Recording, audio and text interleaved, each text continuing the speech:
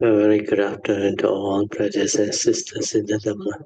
So today is the 4th of December 2022, Sunday class. So we will be continuing our sharing from this new book, 84 lesson of the 6th Patriarch Platform Sutra, chapter 10, the final instruction.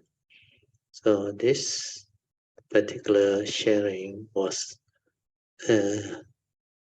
done by me on the 2nd of September 2018, which was about 4+ years ago. As usual, we will compose our mind, develop the faith, Saddha, Virya, then mindfully we shall commence the puja chanting. Namo 本师释迦牟尼佛。南无本师释迦牟尼佛。南无本师释迦牟尼佛。南无观世音菩萨。南无观世音菩萨。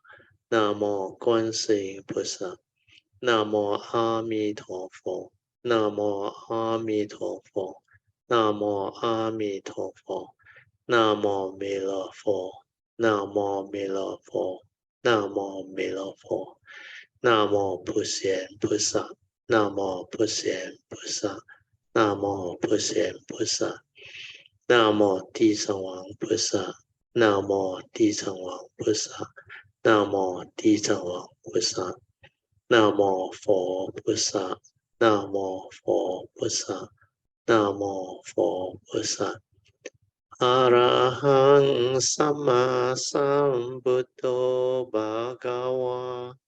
Buddhang Bhagavantang Abhivademi.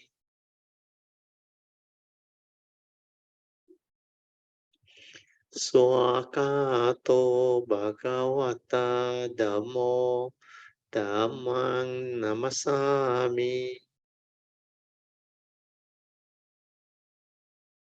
Supatipano Bhagavato Saukasanggo Sanghang Namami.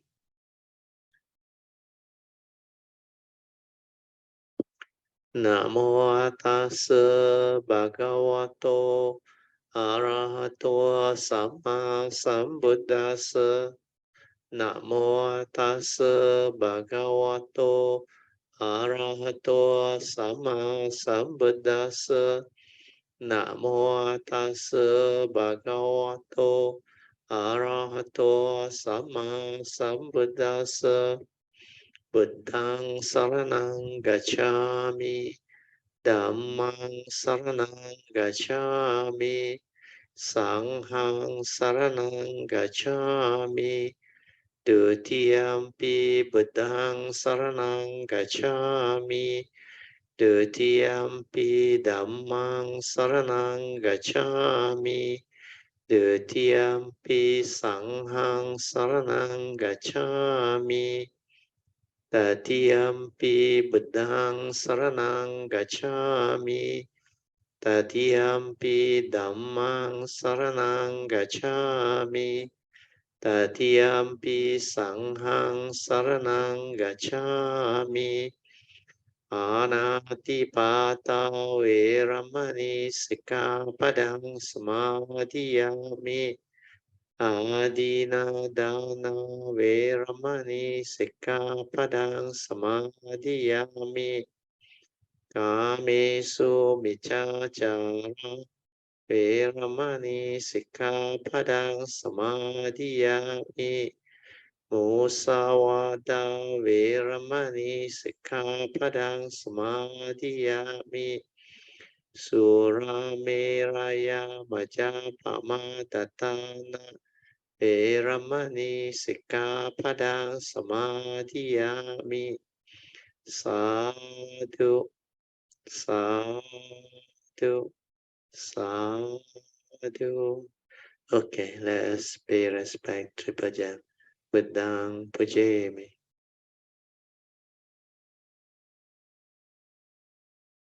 Dhammang pujemi. Sanghang Pujemi.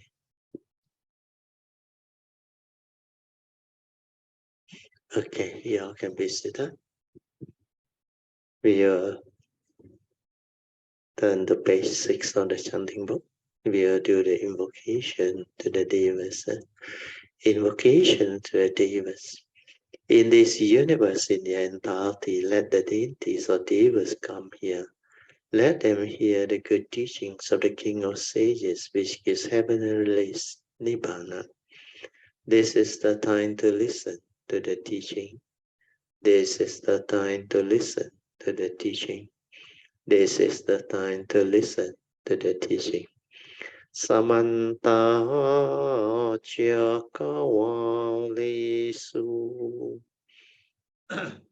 Atra Gachantu Devata Saddhamang Munirajasa Sunantu Sakamokadang Dhamma Savanan Kalo Ayang Badanta Dhamma Savanan Kalo Ayang Badanta Dhamma Savanan Kalo Ayang Badanta Namo Tassa Bhagavato Arahato Sama Sambuddhassa Namo Tassa Bhagavato Arahato Sama Sambuddhassa Namo Tassa Bhagavato Arahato Sama Sambuddhassa Iti beso bhagawa arahang sama sambuddho Vija charana sampano sugato lokavido anotaro purisa dhamma sarati satta deva manusanang buddho bhagavati Swakato Bhagavata Dhammo Sanditiko Akaliko Ehipasiko Opanayiko Bhajatang Veditabo Vinohiti Supatipanno Bhagavato Sāvaka Ujupatipano Bhagavato Sāvaka Sangho Nyaya Patipano Bhagavato Sāvaka Sangho Samiji Patipano Bhagavato Sāvaka Sangho Yatidang Chattari Purisa Yukani Atta Purisa Pugala Esa Bhagavato Sāvaka Sangho Ahuneyo Pahuneyo Dakhineyo Anjali Karanayo Anutarang Punyang Etang Lokasati Sadhu Sadhu, sadhu. Okay, you can be seated. Then we shall continue our sharing from this new book. 84th lesson of the 6th Patriarch Platform Sutra, Chapter 10, the final instruction. So this particular transcript book is very important. Well, it summarizes everything that we need to know about the 6th Patriarch Platform Sutta. So in the Mahayana school, I think they call it the Liu Zhu Tanjing. So this 6th Patriarch Platform Sutta is a very unique sutta. It's not a sutta spoken by the Buddha, but they gave him the same recognition as a sutta spoken by a Sammasambuddha. That goes to show how profound this six Patriarchs' teaching was. So, okay, we will go to the first, I think it's an introduction, or content page. Okay, content page. We'll go through it quickly.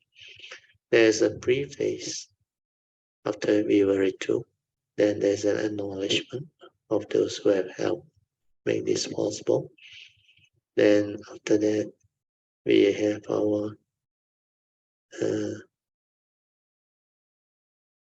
Dharma opening pre-puja sharing. Then after that, he concluded the puja. Then we start the Dhamma and Sutra sharing. Then there's the opening verse, the Sutra proper, and the sudden teaching of Master Huining. So this one, you have to pay attention. You understand what he's trying to teach and share with us. Cultivator of the way will actually progress and advance very fast in your cultivation. Okay, we go to the preface. Before that, there's a biography. I just read through. There are some who may not know my biography, especially those who join us recently. So, biodata of me, Brad Teo. Brad Teo graduated from University of Malaya in civil engineering in 1979 because I entered the uni in the year 1975. And I graduated, I remember, in February 79. And he has been a spiritual practitioner, calm meditator since 1971. Since his retirement in 2001 from his engineering career, he has been sharing his understanding and experiences with those who are keen in their search for true happiness, mental peace, and liberation from birth and death, and free from all mental sufferings, so that they can be a blessing to all of humanity through becoming a more virtuous, nobler, and wiser living being or human being. He gives them a talk and hosts meditation classes and retreats and weekly Dhamma classes at various meditation centers, Buddhist societies, and places that invite him. For more detail about Teo's Dhamma activity and his Kayamita shape grouping, please log on to his Dhamma website at http colon then you call this one backslash or slash sorry, broteo.com. Then you can also view some of his short video recordings at the link below, which is the link to the YouTube channel. You can go through it. And for this particular sharing, I think there is a short note taken by Sister Queenie, because just now I flicked through, I saw she was the one that did the short note, which was very good. So after that, we go on to the acknowledgement or preface first.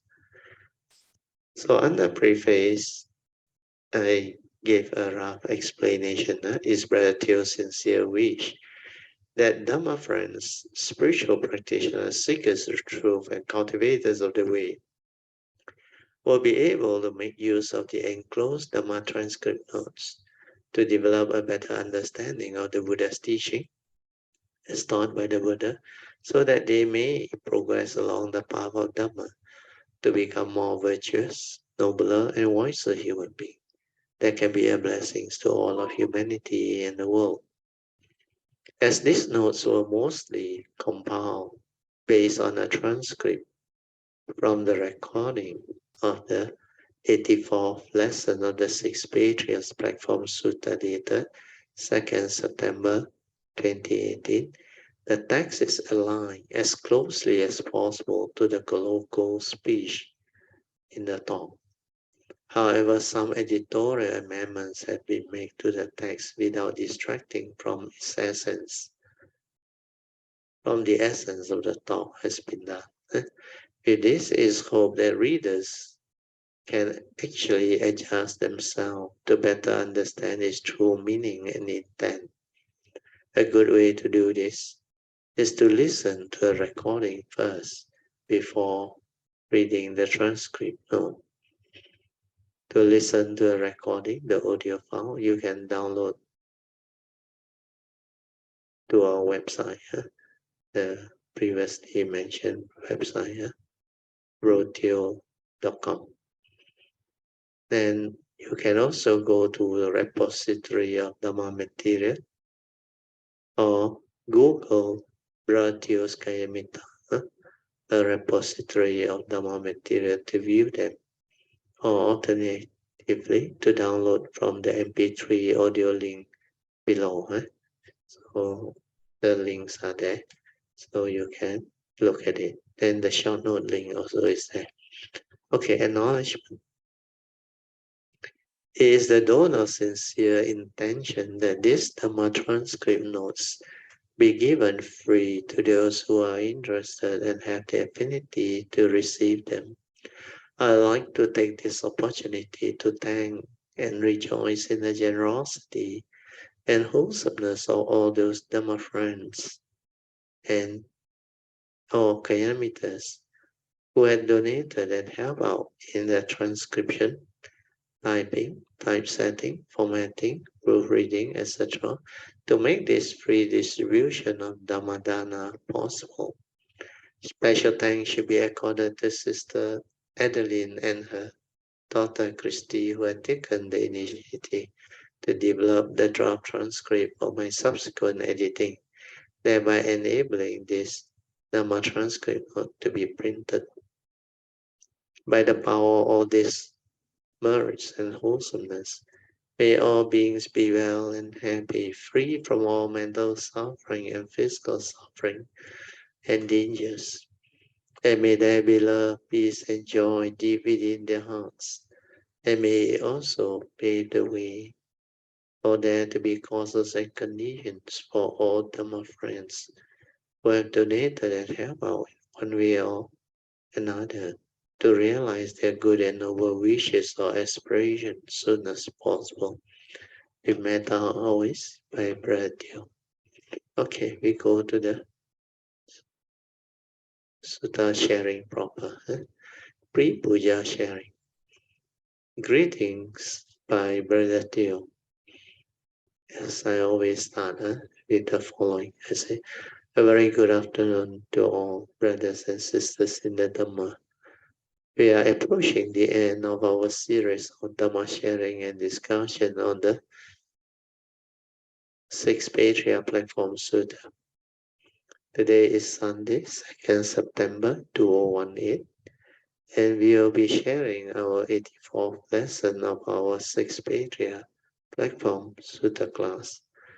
I told you all last week, we still have 10 more pages to go, and I hope to finish off this sharing before the end of September, or maybe earlier. So let's see how it goes. Today the weather is extraordinary. Sister PG came to my house to fetch me and my wife. I wanted to share with you all this part, which was very strange and very unique. As explained by my wife earlier, it's a nature's phenomenon which is meant to be, and it will happen in this way so as to give you all faith. Yesterday evening, Sister PG asked me, Bratio, what time should I pick you up? I said 2:35, otherwise we will arrive too early. Luckily, she made the decision to come 5 minutes earlier, and she arrived exactly at 2:30. When she came in, she said, Bratio, better hurry or go fast. It's going to rain soon. I said, don't worry. And after we have put in all our things and got into the car, Within less than a minute, the rain started pouring very heavily.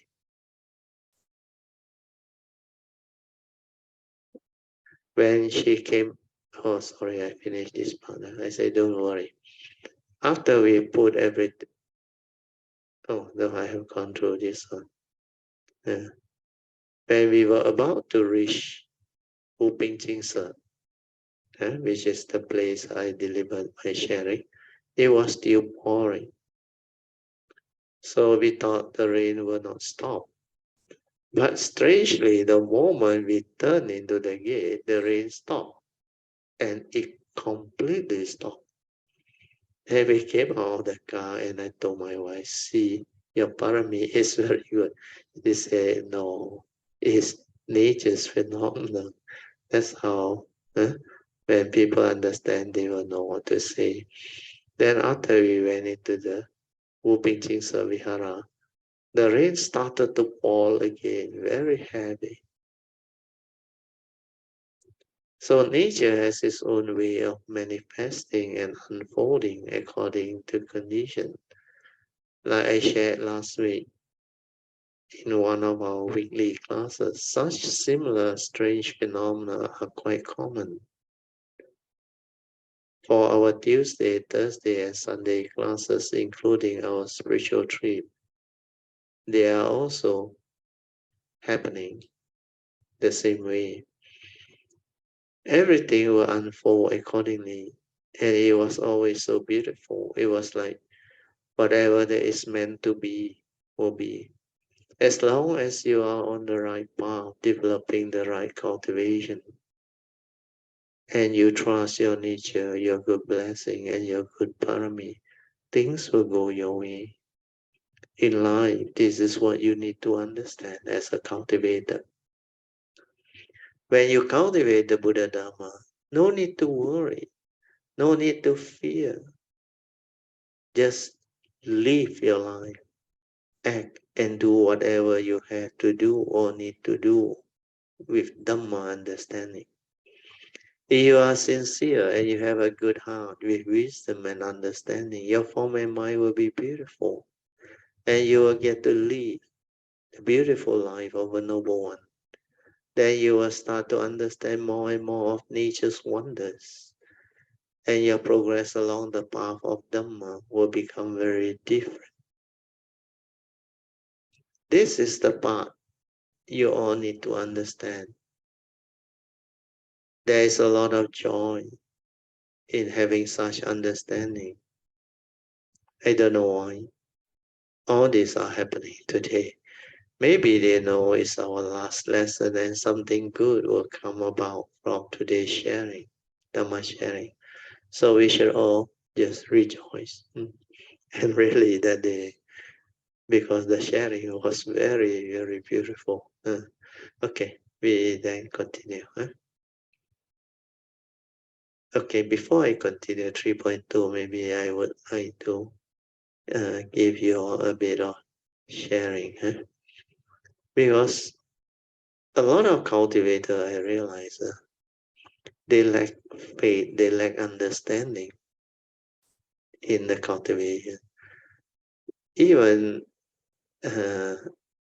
those so-called Buddhists or Buddhist practitioners or cultivators of the way, after a long period of cultivation, suddenly they have doubt or they come across some article, then they have doubt. Then they don't know which one is true.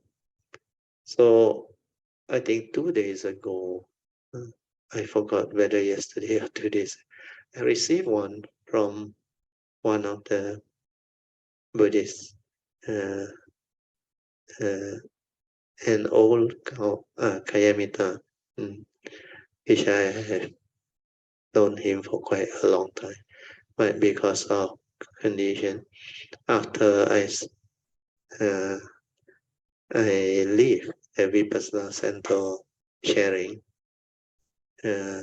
which in China earlier organized, then I started off Champaka and our this side Tuesday class, Thursday class. So he seldom joins us, but he is still close to me. Then he wrote this to me. So I read to you, then see how you understand it.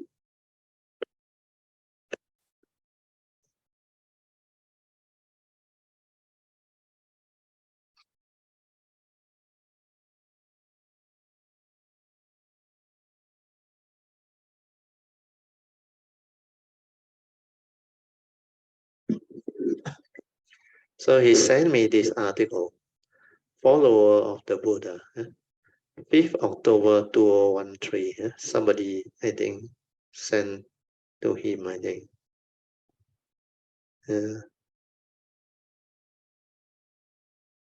Is written as follows. You listen. You will fall sick. You will experience pain and encounter many adverse circumstances in life. At such time, do not think this way. Although I am practicing the Dhamma, I have nothing but trouble. The Dhamma cannot be so great. I have followed a teacher and done so much practice, and yet hard times still before me. Such thoughts are wrong views. You should realize that through the blessings and power of the practice, by experiencing sickness and other difficulties now, you are purifying and ridding yourself of negative action. By purifying them while you have the chance, you will later go from bliss to bliss. So do not think, I don't deserve this illness, this obstacle, this negative influence. Experience your difficulties as blessing. When you do experience such difficulties, you should be very happy and avoid having adverse thought like, why are such terrible things happening to me? This seems is written by, I think, a monk, don't know, a Rinpoche, I can't see clearly. And he has this question, is it, hi, Bratio, sadhu, sadhu, sadhu. I seek your kind opinion on the above and hope you can give your frank view on the above. Thank you. So what happened was, I think he must have gone through life quite confused also, because he also did a lot of merits, wholesomeness, and according to his understanding, that is the practice that he has been doing. But his emphasis is more on uh, merits and virtue. Means he do a lot of uh, meritorious action. He did a lot of very generous donation, offerings, then even blood donation and all those things. And many of the wholesome things. Uh,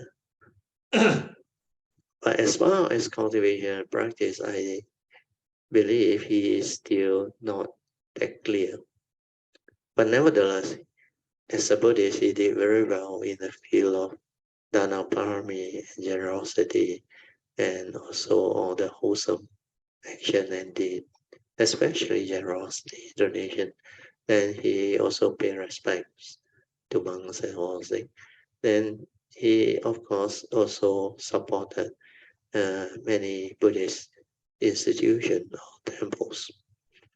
So what I did was to make it simple, was to reply in the WhatsApp. I can only simplify the thing.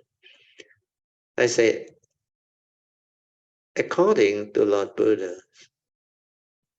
he advises to contemplate the 5 daily contemplation, especially the 5th daily contemplation, that states, we are all born of our karma, heir to our karma, conditioned and supported by our karma, and we are what we are because of our karma. So just do your duty by following the advice of the Buddha to take care of karma. We are avoiding all evil, do good, and purifying our mind, following Dhammapada verse 183. How to avoid all evil? We avoid all evil. We are keeping our precepts as advised by the Buddha. We undertake the training rule to abstain from all those precept breakings. Then do good means we cultivate noble eightfold path factor of right view leading to right thought. Then we manifest right speech and right action. Then we do the four right effort, and we cultivate right living and right livelihood with mindfulness. Then purifying the mind via right sati and samadhi. If you do this, you will have the good life. So all this, then I share a bit more. If you do the above, everything will turn around and you will be beautiful. That is real cultivation, following the advice of all Buddhas. So this is a simplified way of explaining. Then he was full of joy. Then he sent me this one. He said, "Thank you, Brother." He said, "Sadhu, sadhu, sadhu, for your kind advice. With my head and lips at your feet." Then I rejoice. Then he also shared this kindness doesn't cost a thing, yet it is the richest gift you can give. So all these are quite relevant, beautiful sharing. But what I want to add is, you see, when it comes to cultivation, we must understand every one of us is different. No two person is the same. We have our different paths, our karmic nature, our evolution of consciousness. Then when it comes to cultivation or what, everyone is different. That's why you take the wrong path. You don't have the what they call appropriate 贵人, or we call right Dharma friends or parameters to actually walk the path together.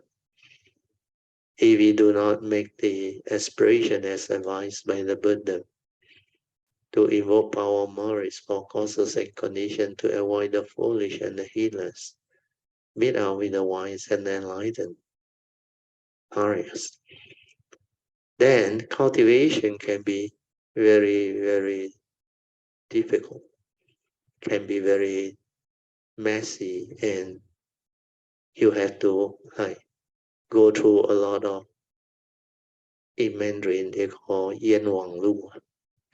Yin Wang Lu is you cultivate, take the route that you are not supposed to take, that give rise to a lot of suffering, karmic negativity. Then it's like you encounter a lot of situation, a lot of problem, a lot of obstruction, mainly karmic obstruction. And when they come and really hit you, test you, and a lot of people cannot understand. They give up. Then they start to blame.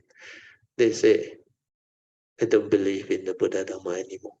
But I did all the thing, and yet I had this to go through."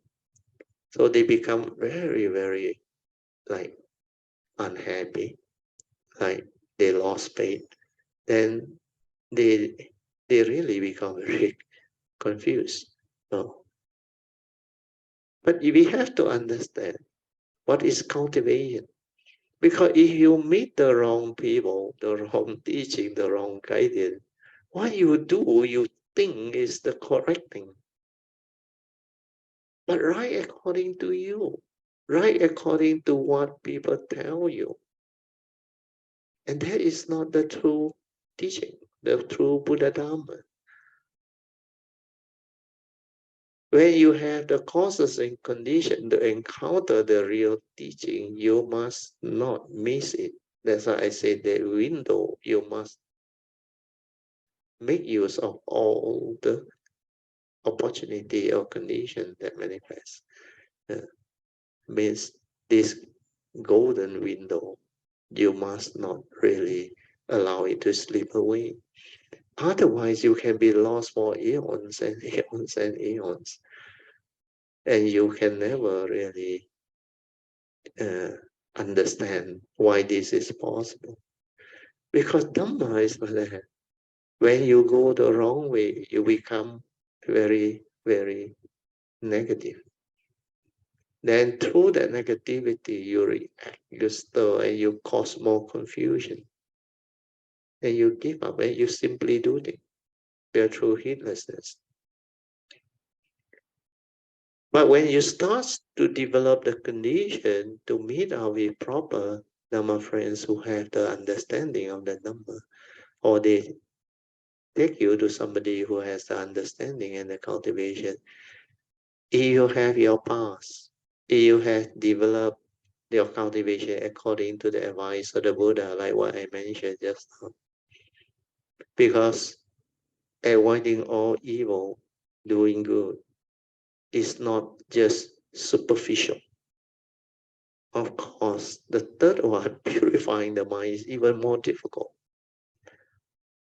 But if you have met the correct one and developed the right attitude and parami, and what I always share, you have faith, then be sincere, then just cultivate, persevere, then investigate into the Dhamma, then check the teaching, especially the salutation to the Buddha Dhamma, the Sangha, or the essential Dhamma.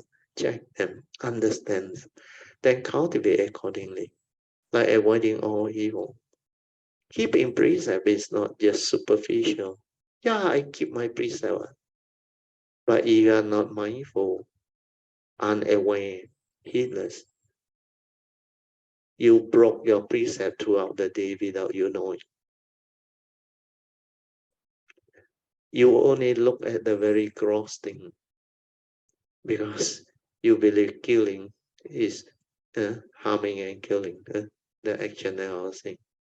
But the intention, the negative desire, craving, cunningness, all this very fine mind state that can condition you into negativity. You never see it. The craving, the desire, the attachment, the clinging, the grasping, the intense greed, that what they call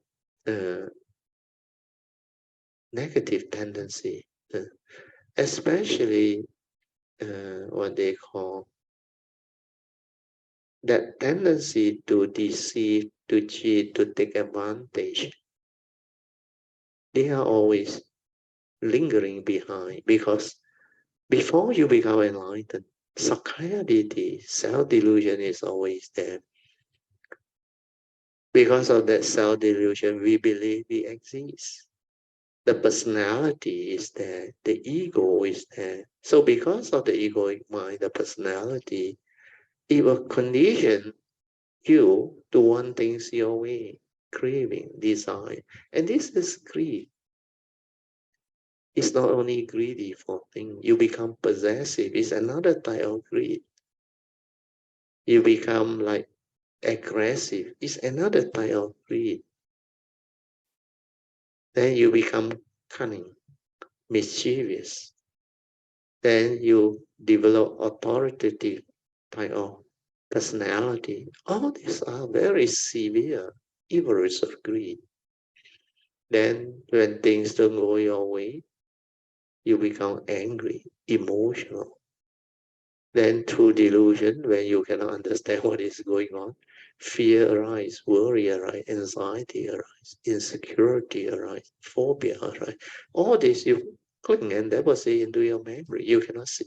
Because without mindfulness, without the essential Dhamma, you cannot see all this. So you say you cultivate, you keep your precept, you do merits. But if you don't have mindfulness, you cannot. That's why the Buddha's final advice is strive on with heedfulness. Then Dhammapada verse 21 onward. The verses on Apamada, heedfulness. The opening verse, verse 21. Heedfulness is the path to the deathless, whereas heedlessness is the path to the dead. The heedful never die. The heedless are as if dead. The first thing you must wake up to is you must be heedful, otherwise you are as if dead. And how is it like to be heedful? It is verse 23. The constantly meditative, ever mindful, and steadfast one. They will realize the supreme bliss of Nibbana, enlightenment in the here and now. So, if you are steadfast in cultivating the stability of mindfulness, when you are ever mindful and constantly meditating, combine these two, you become heedful. So, if you don't have this heedfulness, you cannot start your cultivation. Technically, you can't. Although there is another format of cultivation, the three phases of Dhamma, which the Buddha teach, which is also very good. He said the first is pariyati, means the learning of the teaching. And that one, you can study, you can listen, you can then maybe do things that allow you to develop better understanding of the teachings. So pariyati is the initial training, the learning of the teaching. Then patipati is the second phase, where you put this teaching you have learned into practice. And this is very important. Yeah. Then after that, the third one is pativeda. Yeah. After you have put into practice and you have realized the enlightenment or the awakening, then you get to reap the fruit of your sincere hard work. And you get to live the life of a Arya or enlightened. And this is most beautiful in life, the highest that a cultivator can realize. Yeah.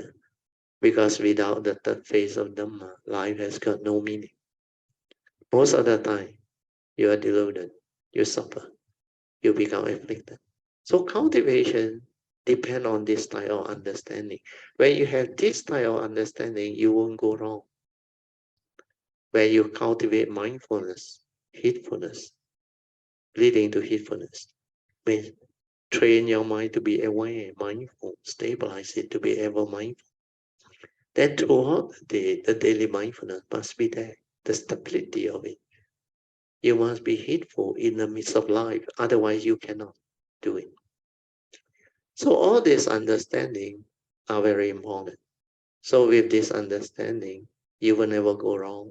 Your life will transform for the better. You look at all the Kayamitas who have developed the understanding, their life changed, improved tremendously. They become so different. They can come to terms with life reality at any time, no matter what happened, they understand. So this is the part I want to share. Okay, we continue. Okay, now we go to the puja 3.2. The usual puja chanting of the Mahayana tradition, salutation, followed by the Theravada traditions, salutation was done. And the taking of the three refuges, the renewal of the five precepts. So all this, every Dhamma session will do. The reason why I want to introduce this is because I want to merge the Mahayana tradition with the Theravada tradition. Because when I was sharing this Mahayana Sutta, I was requested by Sister Lee, Siuge, to share this Mahayana Sutta, started with the Heart Sutta, at the Vihara at her place, Wuping Jingse. So it was a traditional Mahayana Vihara, which is very nicely built, very beautiful, on quite a nice plot of bungalow land. And they have this Dhamma hall, they have a kitchen, and they also have the dining area and outside space. So my nature is different because I'm English educated. Actually, I not Mandarin educated. So when I went to my temple, I actually know only a little bit of Mandarin. I can understand basic Mandarin, but not the deeper one. So the words and all those things, sometimes I need to ask my wife or people who knows Mandarin. But through hearing, when I know the meaning of the word, I will understand the teaching. That's why my Sutta very strange. It comes to me, and I understand very fast. She just go in like that. Then sometimes they have this English translation. I was fortunate because my refuge teacher, Master Shenhua, he did the translation for a lot of sutta, and I benefited from his translation because this why I came to help the English educator. So when I read his one, most of it are very good and in line with the teaching. But the moment I read, I understand or not. The moment I read, I understand or not. Very strange, even Surangama Sutta and all the other sutta. Then when she asked me, Sister Lee asked me to do the sharing there, I say, I'm an English educator. No, I can only speak in English and share in English. I cannot share in Mandarin, please. He said, no problem, no problem. So somehow all those things were clear. Then I went. Then I saw Vihara, Mahayana set up all those things. Then I want to integrate the two. That's why I combine the Mahayana salutation like I always do. I start with the recitation in Mandarin, Namo Ben Si Si Jie Mo Ni Po, then followed by salutation to Amitabha Buddha, Kuan Yin Bodhisattva, and all the great beings of the Mahayana tradition. Then after that, I will chant the salutation to the Buddha, Dhamma, and the Sangha, following the Theravada tradition. Then I will chant the three refuges, followed by the five precepts. Then normally I will end there unless there is physical puja offerings. So this is to tie the two traditions together. As I always explain, if you understand Theravada, truly understand, Mahayana no different, no problem. You can also understand. But the teaching is the same. It is how deep you understand the true teaching. But the true teaching of the Theravada tradition is enough to comprehend the Mahayana tradition. The only thing lacking in the Theravada tradition is over the years,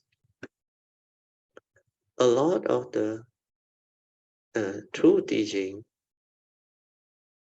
has already been like distorted or adulterated or what, because over the years when it passed down, the essence was not there.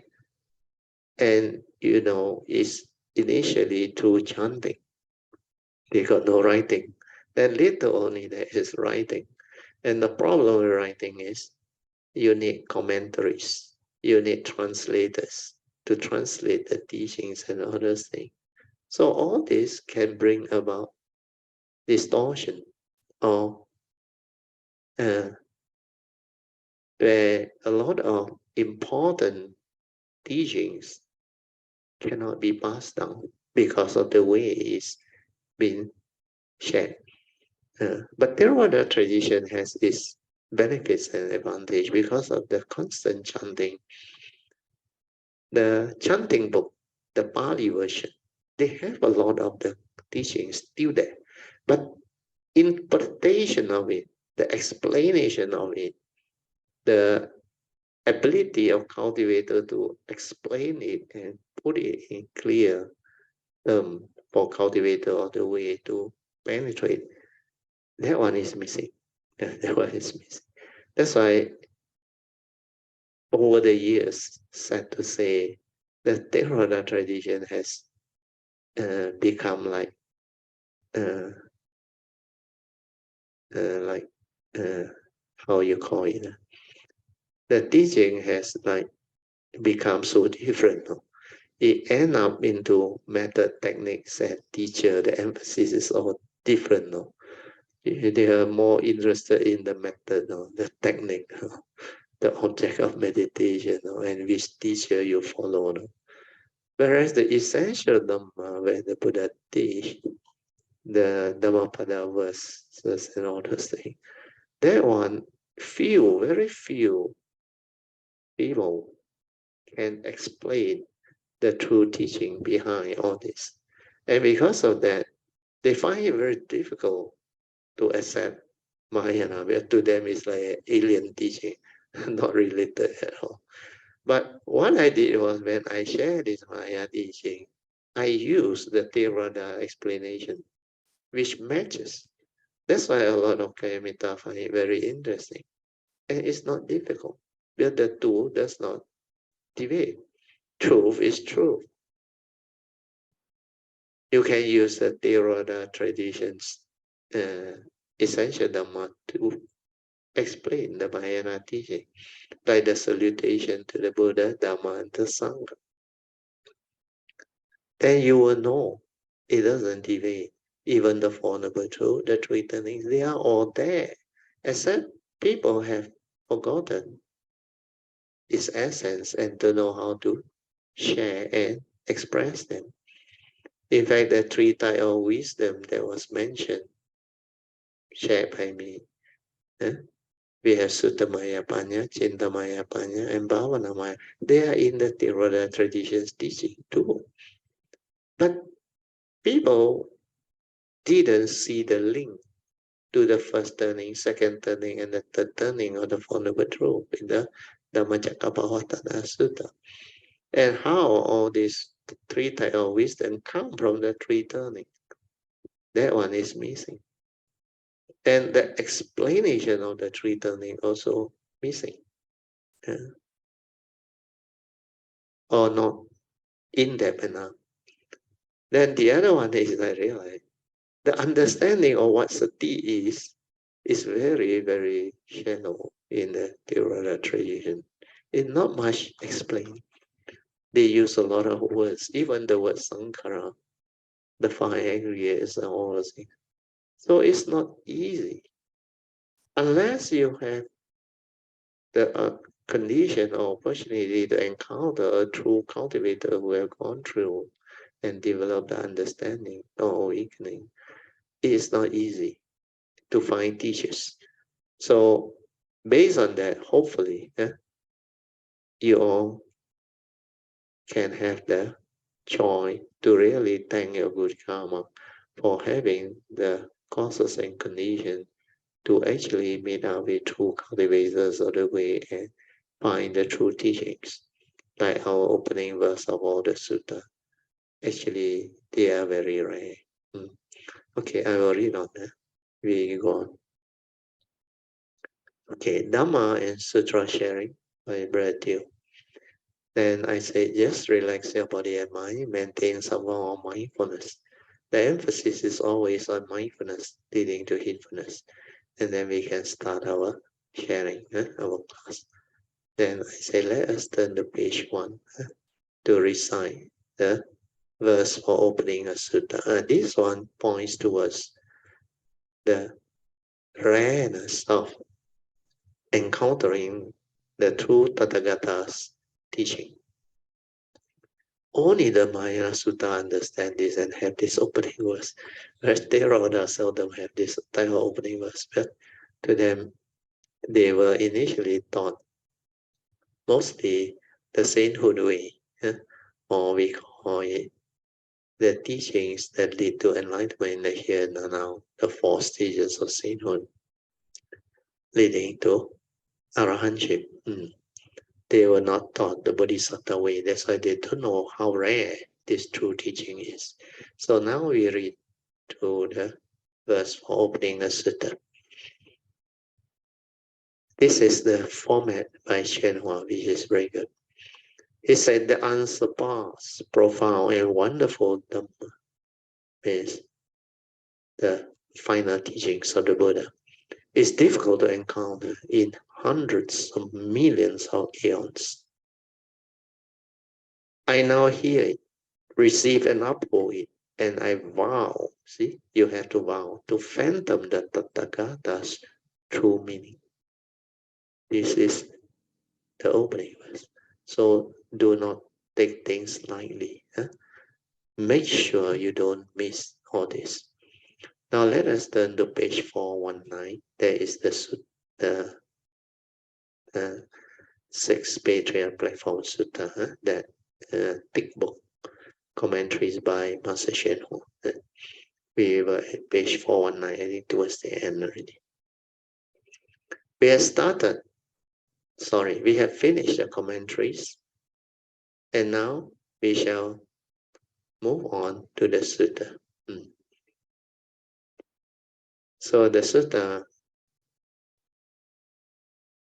within the commentary is written this one. If in this life you listen, you encounter the Dhamma or the southern teaching. This is from 6 Patriarch. Listen, if in this life you encounter the Dhamma or the southern teaching, you will be suddenly enlightened or awakened to your true nature or self-nature. Then you will see the honored one of the world, means Tathagata, the world honored one. If you wish to cultivate and aspire to Buddhahood, you won't know where the truth is to be sought, unless you can see the truth within your own true mind. This truth is the cause of realizing Buddhahood. Then the next sentence is very important. Not to see yourself nature, but to seek the Buddha outside. This is where the thought-based one go haywire, get lost. So this statement is very powerful. Not to see your true nature, your self-nature, your original nature, but to seek the Buddha outside. So what happened is, if you think by going that way, you can find the Buddha or progress along the path of Dhamma, then you are deluded indeed. I now leave behind the Dhamma door or the southern teachings. This is spoken by 6 Patriarch, where he is about to pass away soon, Parinibbana. So I now leave behind the Dhamma door of the southern teaching to liberate worldly people who must cultivate themselves. Take note of this. Nobody can make you enlightened. You have to cultivate yourself. You have to walk the path yourself. To liberate worldly people means Buddhajanas, who must cultivate themselves. I announce to you and to all the future students of the world, the way, including your future student of the way. If you do not hold this view, you will only be wasting your time. You understand? That's why the southern teaching is very powerful. And the southern teaching is the teaching of Master Huining. Whereas the gradual teaching is sincere and you see, you cultivate. One day, gradually, you will become enlightened. For those who understand, there is no such thing.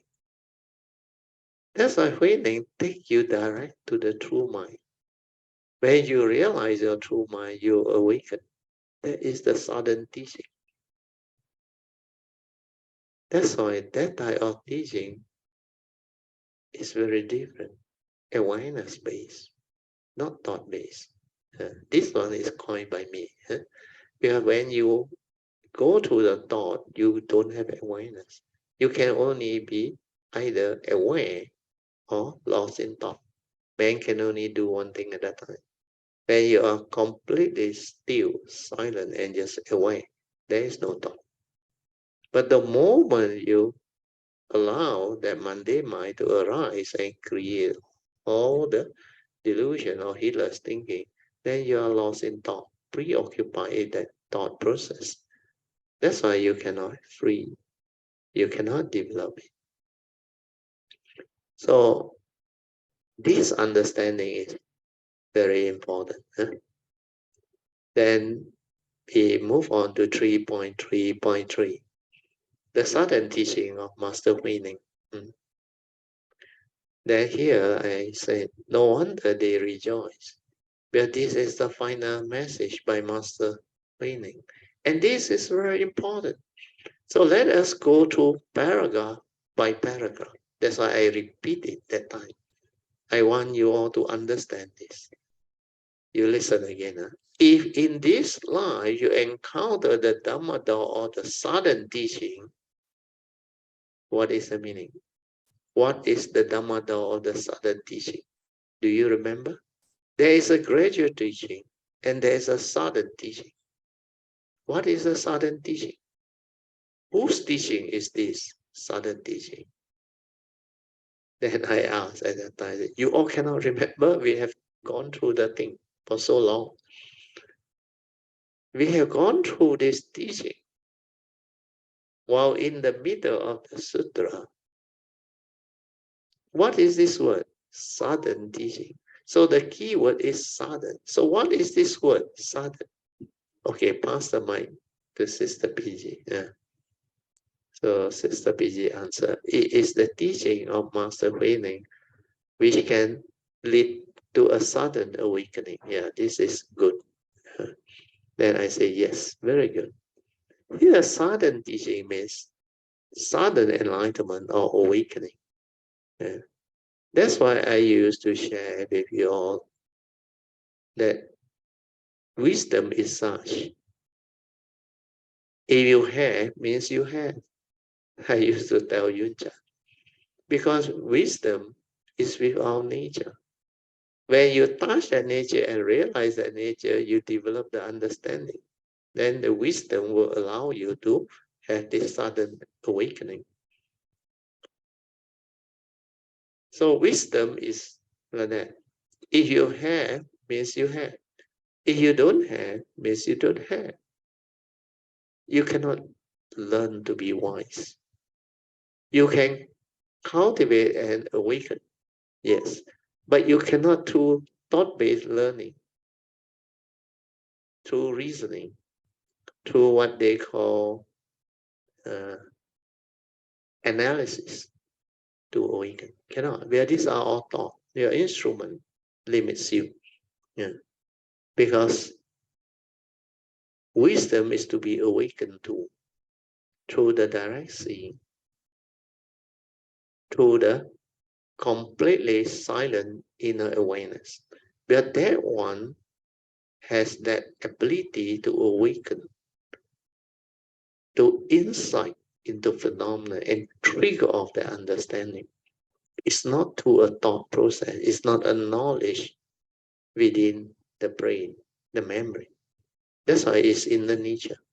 So this sudden teaching lead to sudden enlightenment. And it is always this way.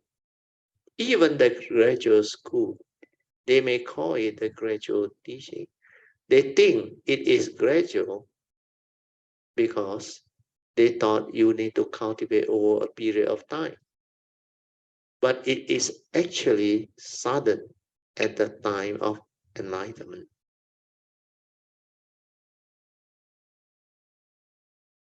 They go and differentiate it.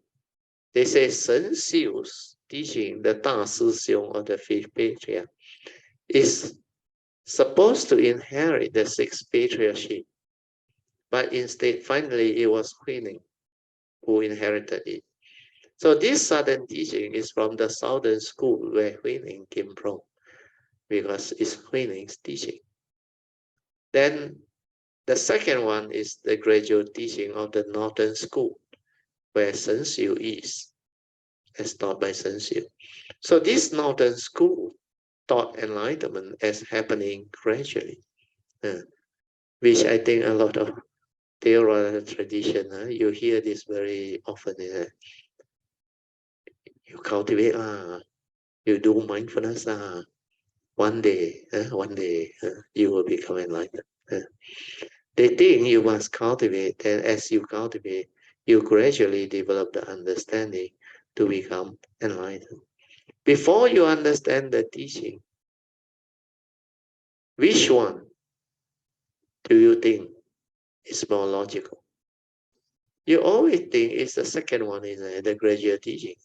Where everybody say you must practice, practice, practice, cultivate diligence. Then one day you will become enlightened.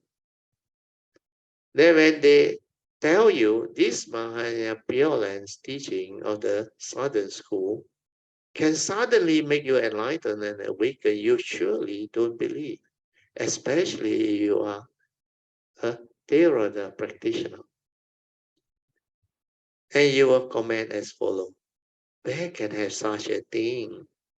No need to meditate, no need to cultivate and practice the Four Noble Truth and Noble Eightfold Path. You just chant, chant, chant, and suddenly you can become enlightened. Well, these people cannot comprehend or understand. It has nothing to do with whether you chant or you don't chant. The Southern School of Winning, like what Sister PG explained, leads to sudden enlightenment or awakening. And this is possible where it takes you direct to the true mind, which is your self nature or true nature. That's why you can straight away awaken. That's why today's topic is very unique. And I actually don't know what is today's topic before I came, because I never prepare for my class. I never read ahead. I seldom go and read ahead whatever topic is next, unless there is condition like before we start the class. If I have the time, I may look at it. But today I was so busy replying to one of our classmates' WhatsApp group, I didn't read it up or read ahead or just flick through. Normally, Jinhao also will know. Before I start the class, I will flick through. Otherwise, I won't flick through. Okay, I think we stop here. Yeah, we have to stop for meditation already. Okay, I'll mark this page.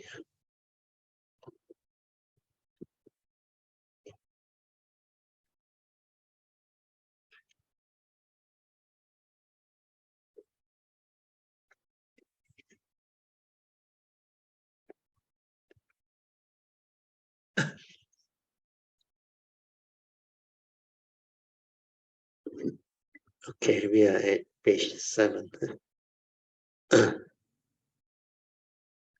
Oh, actually, you want a coincidence also. 1811, we also changed government. 509, May the 9th. So that time, the government changed. Today, we share the transcribable. Again, government changed recently.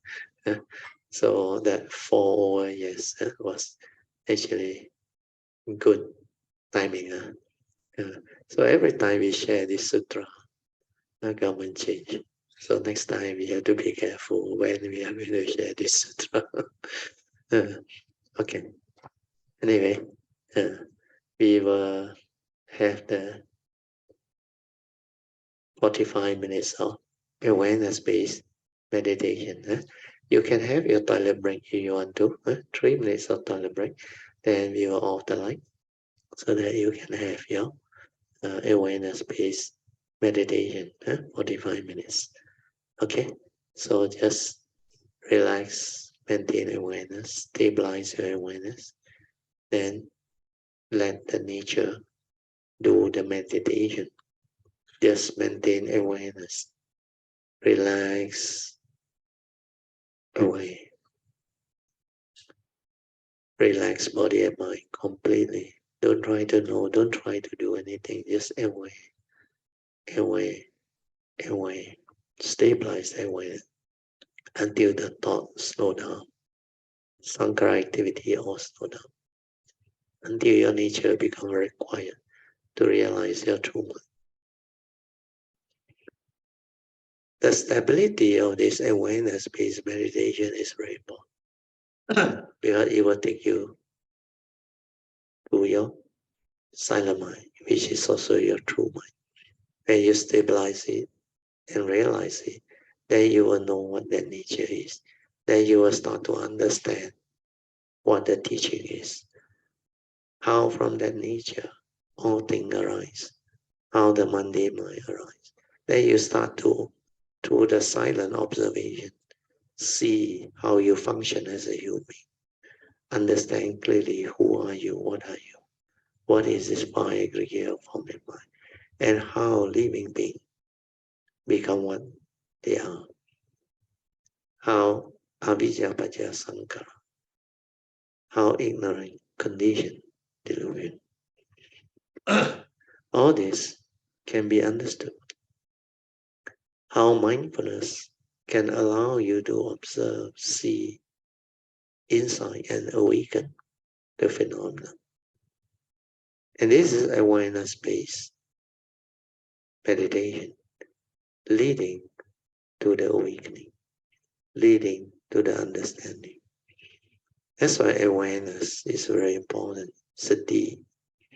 When sati is stabilized, you become constantly meditative, ever mindful. That is heedfulness.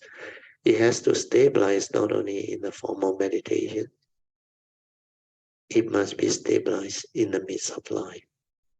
Means in your daily life, during your waking moment. Yeah. In fact, sleeping moment also, you're fully awake. Then when you are conscious, you're also fully awake. So if you can be fully awake, both during the unconscious and the conscious, then you are awake. You are not sleeping. Okay, so I will set the alarm, then you can continue your meditation. Okay, you can slowly, mindfully come out of meditation, and we'll continue with our second session. Second session is meditation reporting, followed by whatever question that you want to ask. You can ask. You can ask me any question on the meditation, the teachings, and also how to apply this teaching to help us overcome whatever problem we have in life.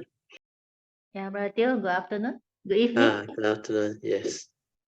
Mr. Steele also, and to all Kayanamita. Yeah. I have what to share. You want me to share? Can is okay. Or any question or today's topic. Today's topic is very good.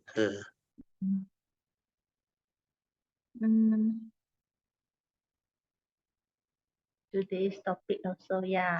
On the sudden teaching summary, and gradual teachings. Yeah, okay. But in Theravada, there was a sutta. I don't remember the name lah. They really mentioned the learning. The learning of the teaching is gradual. It's like the beach of the sea, huh?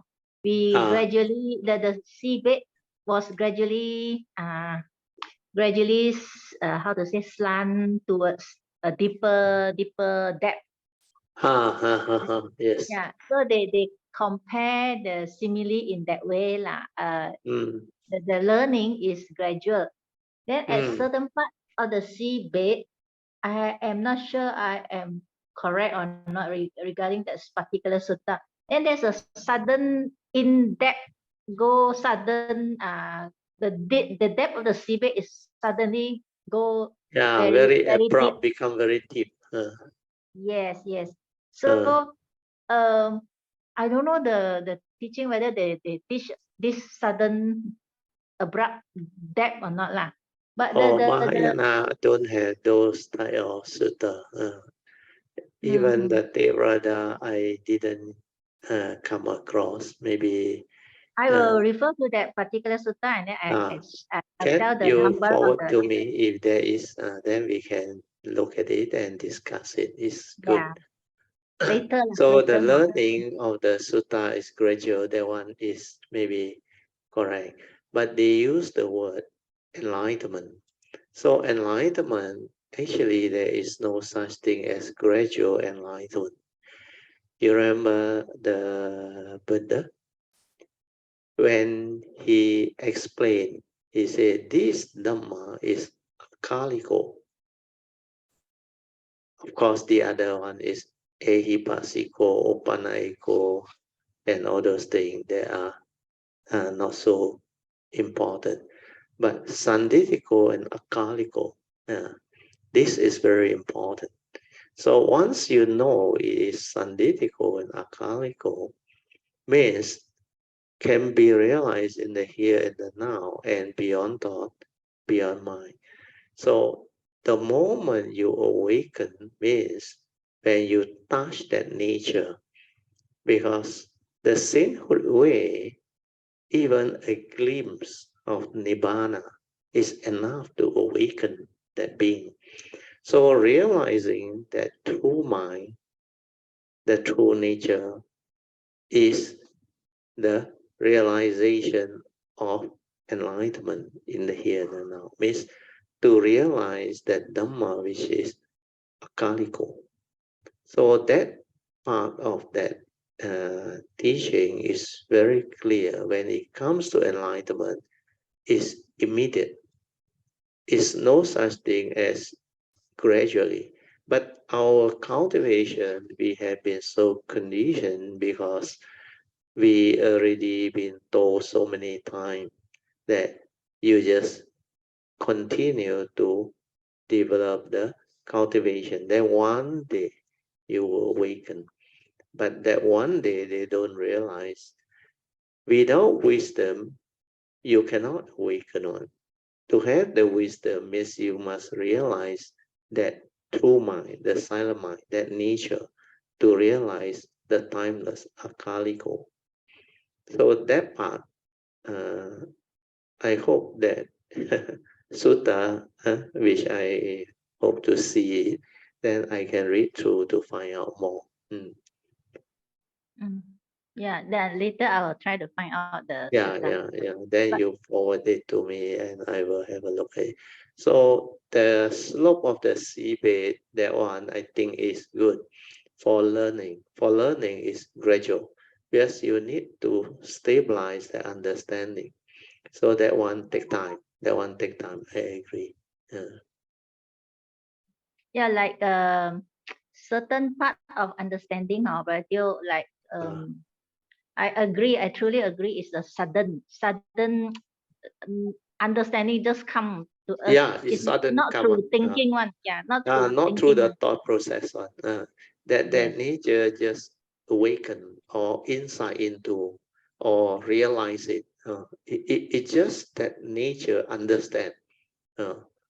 That's why the wisdom is to be realized, not through I won't use the word contemplate, not through analysis or reasoning or the thought trying to think about it, where it cannot happen. The instrument limits the awakening.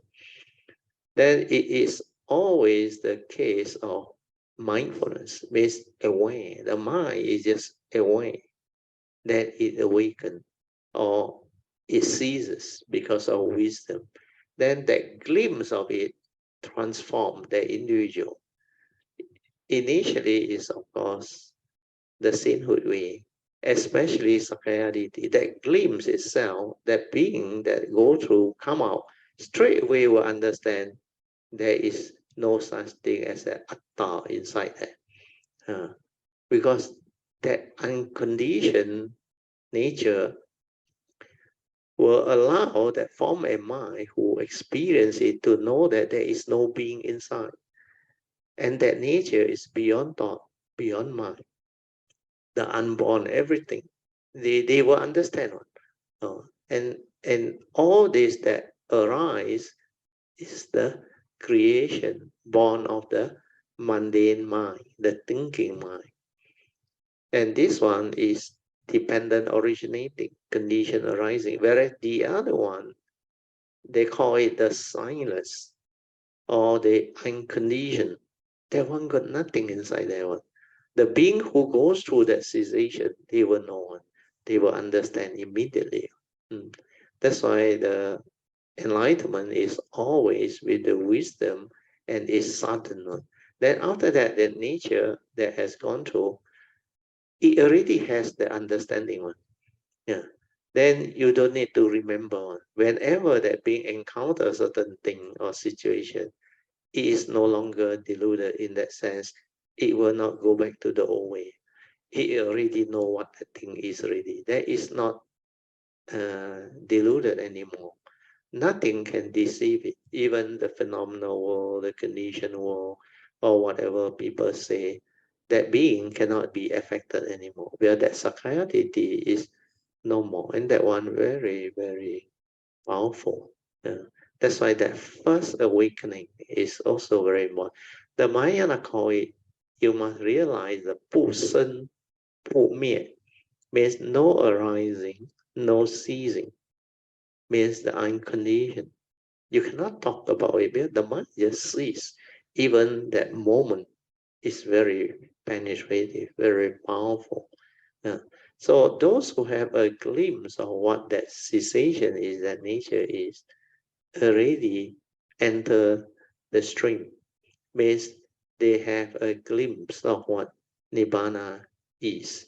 And this is what they call the transition from a Puthujjana to an Arya. Then they have a word for it. It's called what? Gotrabu, I think. Gotrabu, yeah. Something like that. The Not insight, yeah, the insight knowledge, yeah, Gotrabu. Yeah. change your Means, lineage. yes, change in lineage. Yeah, the word is change in lineage. Very good.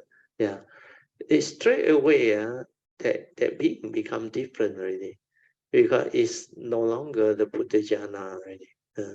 It changed in lineage. Yeah, Gotrabu. Yeah, the word is Gotrabu. Yeah, yeah. Very good. Sadhu. Um, then one more thing is regarding the the glimpse or whatever glimpse that they sudden awaken to, because it it stands out to the Dhamma. That means Yes. it match with the Dhamma, so they automatically arise in the individual, and the individual understand by themselves, like Tio always said, pacatang very tak. Yeah. Yes. So there is no doubt about it. They don't Correct. have any. Correct. Very, very clear. No more doubt one. That's why the first three factors all severe one. Yeah. So later I'll try to check that particular sutta lah. Good. If you can find the sutta, will be very I good. definitely can find, because I have a record Sadhu. somewhere. I have a Good. record somewhere. Sadhu. I would like to have a look at the sutta. Yeah. Sadhu. Then another sutta maybe I would like to share with Bharatio is this particular Bahiya Sutta. It's Okay. regarding the ascetic who wear the three bucks. He wear three Okay. bucks. It is not a robe lah. So I am very, how to say, when I first encountered this sutta, I was very impressed and very, how to say, very very impressed and have a very big impact on me lah. Oh, So sadhu, sadhu, very good. maybe this sutta also I will share with Brother. Can you forward to me? Yeah, I would like to read it also. It's a very Because a short lot one. of Theravada Sutta, if it's the authentic one, they are very good. They are very good. Yeah. I can remember it's very, very, very profound, like what Brother Teo said. Because in the sutta, they have four how to say, for understanding lah. He said, in the seeing, there's only the seeing, no? Oh, In the very good. hearing, there's only the hearing, and then Yes. in the sensing, there's only the sensing. Correct. Means Correct. senses. And then Yes. in the cognition, there's only the cognizing. Yes. Yes. Yes. Yes. Then the Buddha said, when Bahiya, his name is Bahiya, you are not with it, and then you will not be in it. When you are Oh, not in sadhu. it, Yeah. when you are not in it, you will be not in the here and not And in the then now. hereafter. Yes. Not in the Sadhu. hereafter, Yeah. and not in Hereafter. Yeah. between, and not in between. These Yes. Yes. three scenario. Then he said, Bahiya, that itself is the cessation of dukkha. Oh, sadhu. Very good. Very, very profound. And then this Bahiya, after hearing this brief Became an sutta, arahant. he became an awakened. Yeah, He arahant. became I remember this yes. one because I remember it come from this sutta because I remember this. I will check the sutta and then pass to No, Brother. this name Bahiya, I remember in the early day I shared that sutta before because during the time of another what they call the Buddha before Sakyamuni Buddha, they got this seven monks or what. They went up to they were so determined, they went up to the hilltop. Then they meditate and they throw away the ladder, means they are prepared to die on. Then one of them became an anagami. One of them became an arahant. Then the anagami one, because they have a vow to look over each other, help each other. So I remember he was following them until Sakyamuni arrives. Then he actually guide them to see the Buddha, and they went and see the Buddha, and both also become arahant. I think one of them or both of them go by the cow after that. Yes, exactly. The Bahiya was deaf Go by by the the cow cow. immediately after he awakened. This Yes, yes. Bahiya was alerted by the friend in the heavenly being. I don't know where. Anagami, the anagami up there. Yes. Yeah, he said, you are Because not enlightened yet. he told him, you are not the real arahant, is it? Yeah, you must go He and said, see there's a Buddha. Buddha, the real one is, he asked him to go and see him. Yes, this was the exact story in the sutta, something like that. But, but it was Very good. very Because beautiful. that time when I read the commentary from the Burmese tradition, which I think our Vipassana Center, the late uncle, what is his name already? Uncle Tan, is it Uncle Tan? He print a lot of this. He give me the whole set. No? Every time he got the new book, he will give it to me. So that time I remember I saw that sutta. I was reading through, then I remember this name, Bahiya. Yeah, Bahiya. Very good. But I don't have the detail of the sutta that talk about the six and dawn. Because his one is the English translation, the story only. I only read the story. But the actual sutta will be very interesting. Yeah. Because I remember he was trying to see the Buddha. The Buddha was on Pindapat, and one of the disciples of the Buddha tell him to wait. He said, wait till the Buddha finishes round, then you come. He said, no, I must see him. And all those things. Then the Buddha, I think, overheard and checked, then knew that he must be given the understanding immediately because he's going to die soon. So immediately the Buddha agreed and talked to him just on the sixth sandal. and he became an arhat straight away. Yeah, that sutta is very good. That's why that shows is immediate. The moment you understand, you awaken. You awaken there and then, that moment. Because in the past, they have been cultivating very seriously. All these 7 monks that went up to the hilltop, they determined, no. At that time, I think the Buddha before this was another name. I forgot the name. I don't know whether it's Kassapa Buddha or who, I forgot already. Then they determined. That's why they have this pledge and they went up there. Then all these things become possible. Very good. Yeah, I look forward to see the sutta. Then I can share it again. Yes, yes, Matthew. Mm, mm. I think for the time being, maybe I stop here and invite another sister Can, yeah. to share. Maybe I Mm. invite Sister PG because I saw her name is online. Yeah, PG. You share, Sister PG? Can, PG, are you there?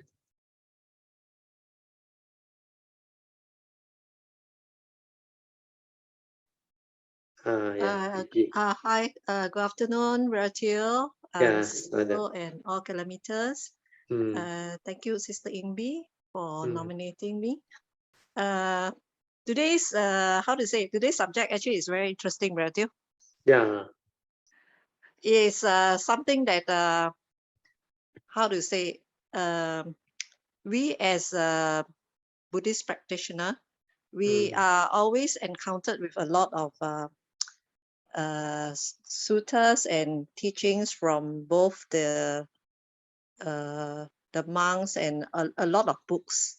And if we do not have the right understanding, it is actually quite easy to,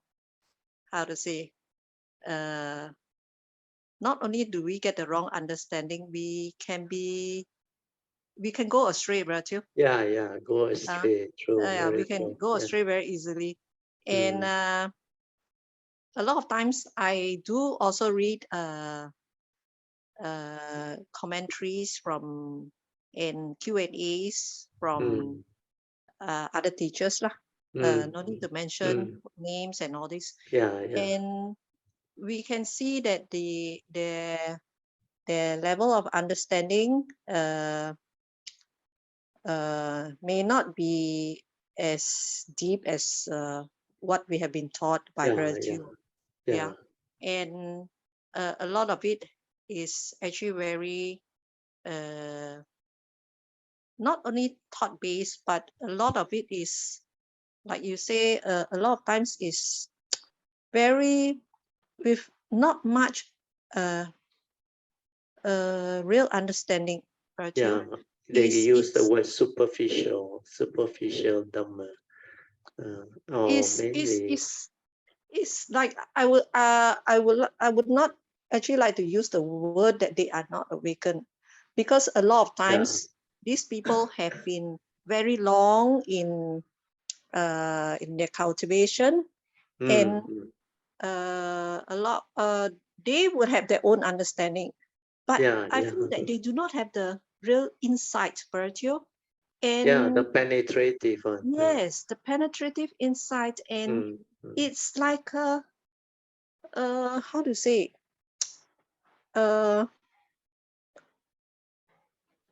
their replies and comments can satisfy a lot of people's questions, but but those for me, when I really I just accept it, and but I tell myself I have to go further than what has been replied by them, Rachel. And for that, actually, I am very thankful, Rachel. Very thankful that even in my not so how to say, even in my little cultivation, Rachel, at least I can understand a bit better, Rachel. Yeah. That's why a lot of difference. Because once you have gone through the clear understanding, then you can see very clearly a lot of other sharing or even books that they print, when you read through, you will know a lot of things contradict itself already, not what you have developed as understanding already. But initially, surprisingly, like most people encounter, because they see the Dhamma words, like, wow, all these books are so beautiful, we have Dhamma everywhere. But when you have clarity and understanding, then you start to read differently. Then you realize actually a lot of these, they themselves inside the same book, they contradict themselves with the explanation that they give or the commentaries that they give. So all this become like prominent when you have developed the actual cultivation and some form of clear understanding.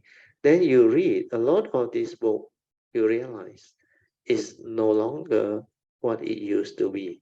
I remember in the early day, a lot of people tell me, oh, Pratyo, this book very good, this book very good. Oh, they got a lot of Dhamma. I read, yeah, a lot of Dhamma words, a lot of Dhamma logical explanation.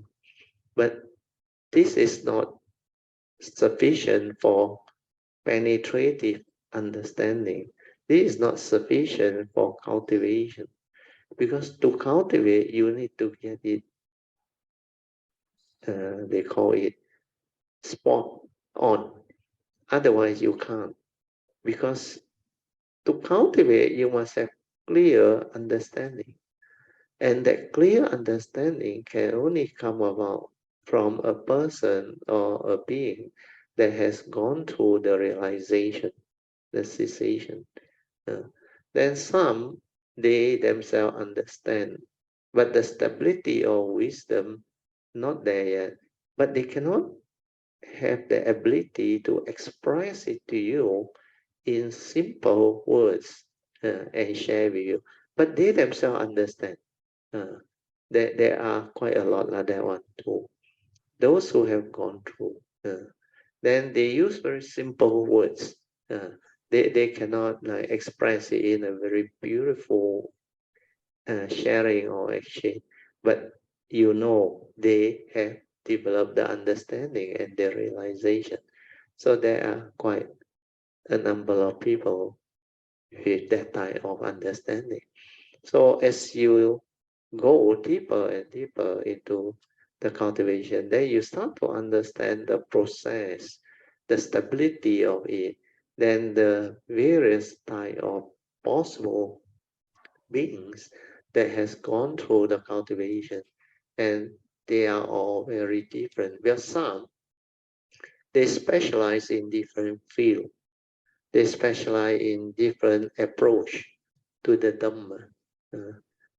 Then like the Buddha always share, you can approach the Dhamma from any direction. So the Mahayana use the word 84,000 8万4千法门 84,000 Dhamma doors.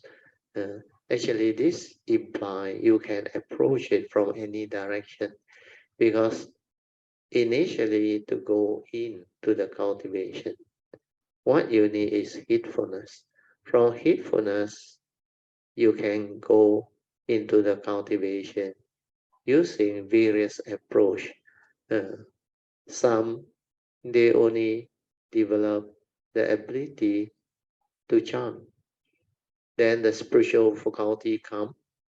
Then they make use of the strongest spiritual faculty that can enable them to awaken.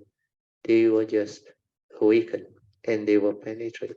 And during the Buddha's time also same, there are a lot of his students, the monks, where different object of meditation were given, different approach was given, different teaching were given, then they all awaken, even though the approach can be different, because it depends on their past, their karmic past, their attitude towards life, and what they are like develop as interest in life. Like there is one monk who can't even like remember a stanza. Every time the stanza spoken, he cannot remember. Then Sariputta was trying to motivate him by asking him to develop the Marana Nusati contemplation of that. But that type of object of meditation doesn't interest him at all. So he couldn't develop the progress. Then later on, Sakyamuni Buddha came to know. Then he checked. He realized this particular monk in the past, he has been a goldsmith son for 500 over life, and he liked gold. That's why he gave him the golden Buddha image to meditate as an object of meditation. Then he progressed.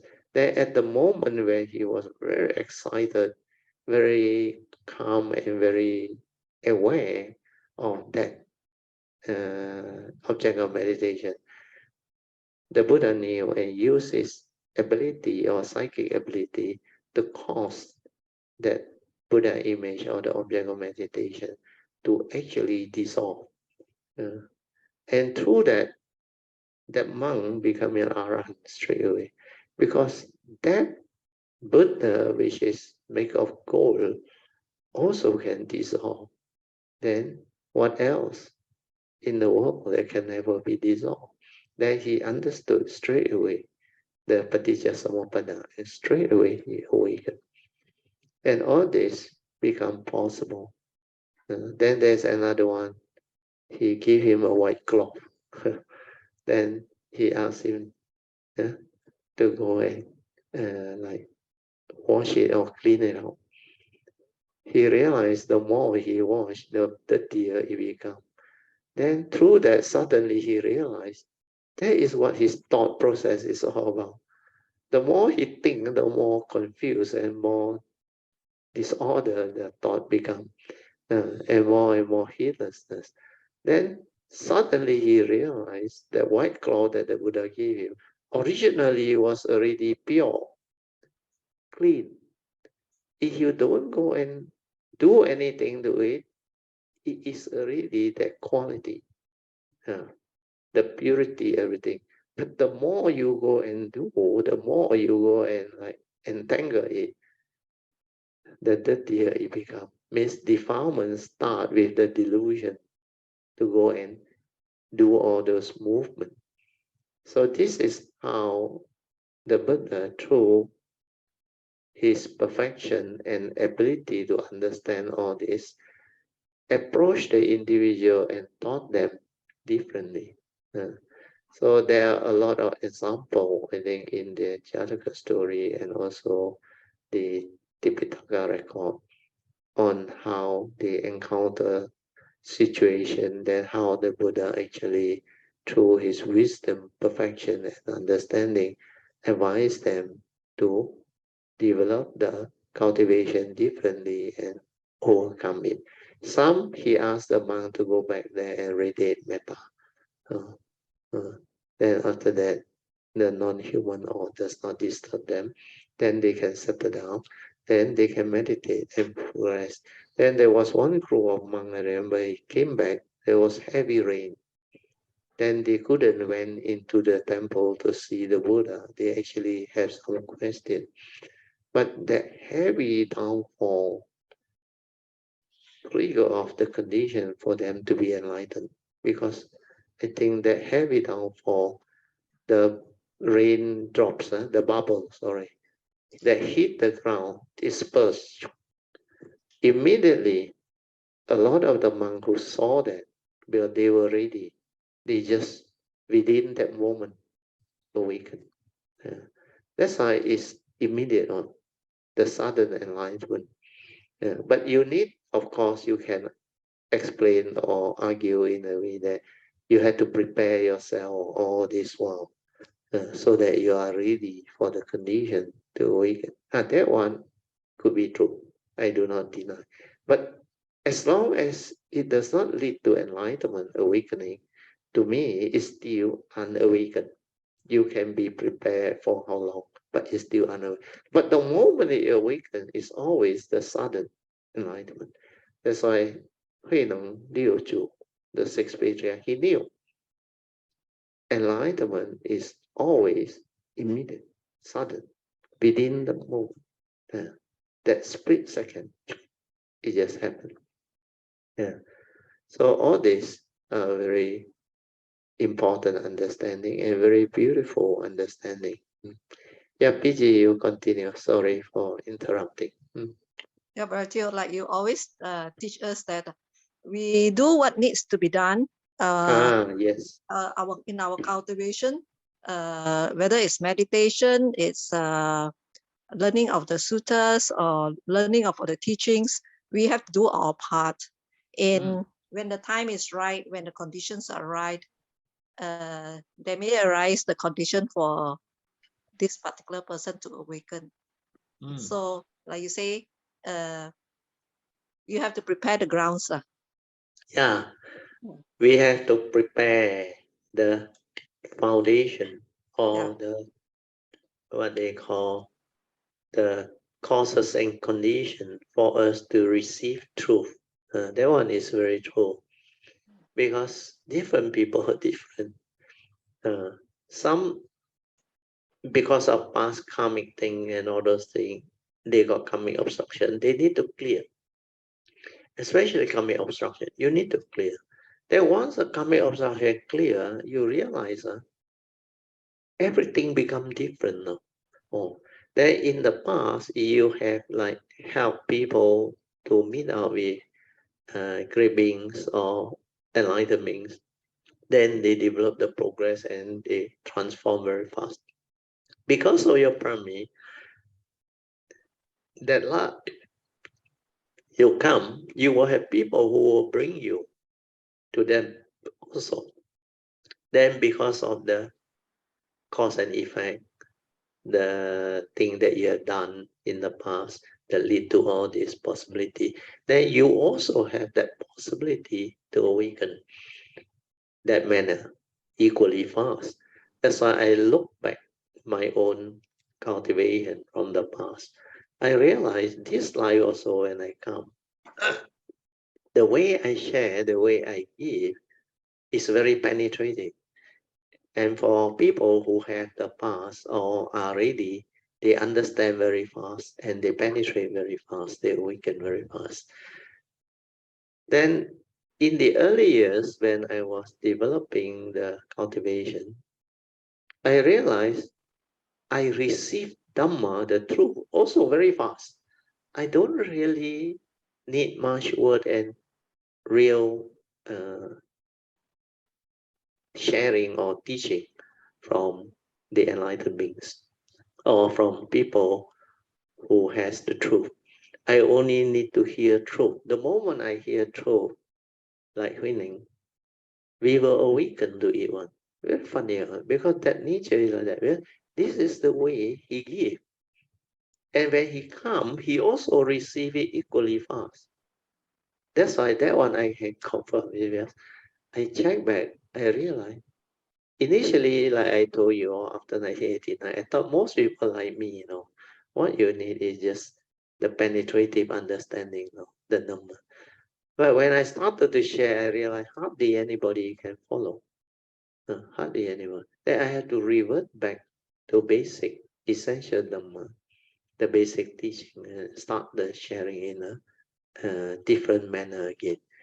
Then I had to slow down a lot of things. I had to prepare Kayamita, especially new people, with all the important essential Dhamma understanding, the basic Dhamma. From there, then we develop the understanding for cultivator of the way to move on. Otherwise, most people don't have that capacity to actually receive truth in the manner that my nature is. So that one, you all, as you all progress, you all will also have the same understanding, because this type of cultivation, like I explained before, maybe this time you listen again. Because when you got it right, when you have developed the understanding, the progress keep on happening. you are on the rising trend of cultivation. Means you don't make mistake already. You hardly make mistake already. Then everything you do, your perfection, your cultivation, your especially after you take the bodhisattva vow and you develop the stability or understanding, then you continue to progress or not. But initially, you like the snake and ladder game, I used to say. We are not stable yet. You reach very near already, suddenly the long snake take you down all the way. Then you start all over again. The climb and all the thing. Yeah, So this I one, know that. you know that, huh? Oh yeah, you gone through, yeah. Yeah, you continue, PG, yes.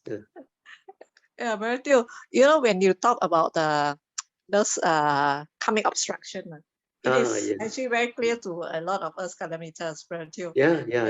You know, it's like if you cultivate you know, a few of our how to say, our Kalamitas, they are so diligent, Matthew. So diligent. Yeah. And That one I yet, agree. and yet they find it so hard to move Yeah, because forward. of karmic obstruction. Yeah. So sometimes it's quite ironic, you see. There are some, like, they always say, oh, you know, they just follow instruction and they just hit the jackpot, right? Correct. They hit the nail on the head and they just Yeah, progress. they just strike the Because there jackpot. is not much karmic obstruction from the past. So they didn't go Holland first and come back. Yeah, and you know that there are so other kilometers also. Is like they try their very best, and then they were like say that, oh, they, how to say, too eager to progress. Then sometimes radio that lead me to think, like you see lah, it's like the board game, you know. You work this, you work this direction, you hit something. You work that direction, you kena snake. Yeah. True. Yeah. The only thing I can see for myself is just cultivate. When the time is right. Don't try to know. Yeah. Don't try to know and don't try to do anything. Just persevere. Develop the faith. Diligently persevere. Cultivate. You know, just that day I was listening, yesterday actually. Yesterday I was listening to your talk, the one at the retreat. I think that's the first day. Yeah, I sent it out. Yeah, that one very good. Yeah. Just a simple thing like I just got an example of what you were saying, Brajo. Yeah. You were talking about the six senses. Yeah, six senses. Yeah. The six senses, and a lot of times, like you say, we have to think. Yeah. A lot of times when you ask a question, we have to think of, even for a lot of other things, are not only the six senses. It is not the a lot of us is still knowledge. So even like the six sense doors, we do not see it, Virgil. It is so quick when something happens, especially when you see something. A lot of times it just trigger off and it goes, and that as you have said, is the cause of dukkha itself. But we don't see it as that. Straight away we think that, oh, it is so normal to us, Pratil. Correct. We do not see that, and correct, because the mindfulness don't have that stability and sensitivity. That nature cannot have that sensitivity to experience and feel it, to see it. Because cultivation is about the cultivation within the moment. When it happened. It's not a theory where you analyze, you reflect, and you think, then you think you know. That one is still not the penetrative one. The penetrative one is when you listen, then you decide to find out. Like the sixth sense, I always say, how you function as a human being. If you are completely silent, Without the memory and the thought and the knowledge from memory coming in, you completely silent, like you don't know anything, clean state. You find out, who am I? What am I? You find out. Yeah. That every moment of sense experience, you actually finding out through what? Through the pure awareness, the silent mind. It just, then you will know why Brazil say, at the moment of contact or the impingement of the sense data, let's say the hearing on the ear or the seeing, the color share from external object, contact with the eye as an organ, then the conscious mind also there a trigger of that seeing consciousness. Then how did the content go in and how did all the movement, the stirring, the reaction of, you have to silent, completely silent to develop the understanding there. Then you realize, like my wife said, it's not you. It's like a machine inside there, just functioning like that. It's like nature's condition operating. Then there is nobody inside there.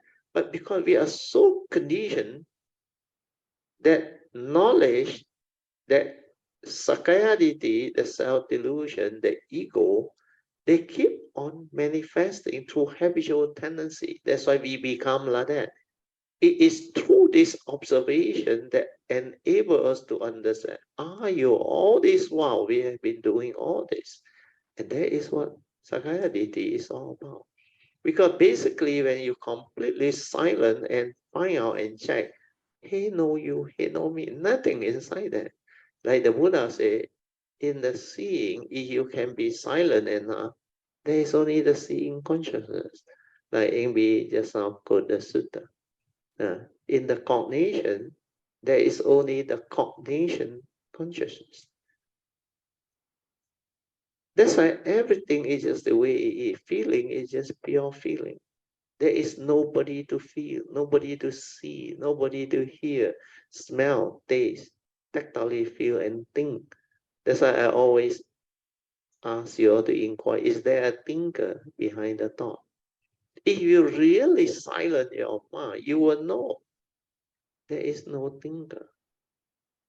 Because that thought is respond to memory, trigger off. Then from that, you perceive.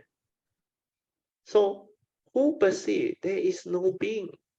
Because perception is from memory. Understand? Without memory, you cannot recall. That's why thought is respond to memory. Perception is also from memory. Without memory, there is no such perception. So all this understanding, when you really silence your mind through awareness and mindfulness, not through thinking to find out, then you become different. So how we function as a human being, how we interact with the world, how do we know the world? These are very beautiful and good. I remember I started from this. I assume I don't know anything. Then I find out. Then through that investigative understanding, where I have the mindfulness, then I realize no wonder people cannot see, because they don't have the stability of mindfulness and awareness. They are not sensitive. Then the subtle craving, the desire, the grasping, the clinging, they cannot see because they don't have that clarity and stability of mindfulness and the sensitivity, because they have not developed the daily mindfulness, the silent mind. So all this become near to impossible. I use the word near to impossible because you cannot do it on actually, unless you have it from your past and you have developed them. So all these are the important understanding. That's why hopefully with PG and all Kayamita starting to have all this. You listen to our retreat sharing this year around one, the recent one that we have one is very good. But that retreat sharing, I go into the cultivation deeper and differently, because I always explain to you in the past is all the important understanding first, because that one need to go in first. Then now is how you develop the refinement of cultivation and practice, how you have to actually realize it through that awareness. When you are aware, all this cultivation become different. Means it's not a knowledge, it's not a thought telling you, or it's not just analyzing or trying to like use what they call the thought to reason, the sankhara to reason. It's no more. It's just within that moment, within that silence, whatever happened, you just experience it. Then you understand what that thing is. Because unless you're completely silent and aware, the understanding cannot come, the awakening cannot come. So just continue to do, like PG come to realize, don't try to know, just continue to do, persevere, just do.